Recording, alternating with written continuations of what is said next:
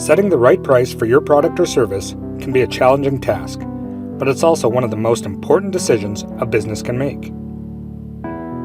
The price you choose can impact your sales, profitability, and overall success. In this video, we'll discuss the different factors to consider when developing pricing strategy, as well as some common pricing techniques and tips for implementing your pricing strategy effectively. There are 5 major factors to consider when developing pricing strategy. Number 1, cost. The first factor to consider when developing a pricing strategy is the cost of producing your product or delivering your service. You'll need to know how much it costs to create your product or deliver your service in order to set a price that will allow you to make a profit. Number 2, market demand. Another important factor to consider is the demand for your product or service. If there's a high demand for your product, you may be able to charge higher price. However, if demand is low, you may need to lower your price in order to generate sales. Number 3, competition. It's also important to consider the prices of similar products or services offered by your competitors. If your price is too high, customers may choose to purchase from a competitor. On the other hand, if your price is significantly lower than your competitors, customers may question the quality of your product or service. Number 4, target market.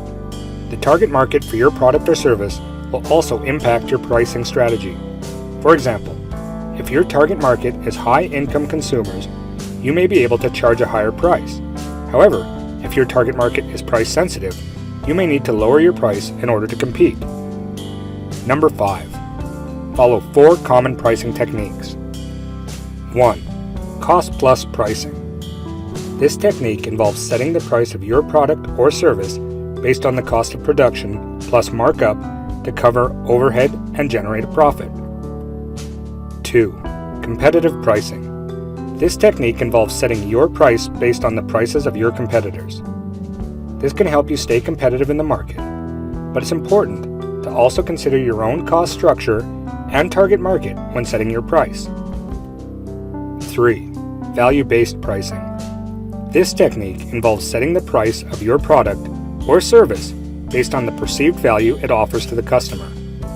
For example, if your product is of higher quality or offers more features than a competitor's product, you may be able to charge a higher price.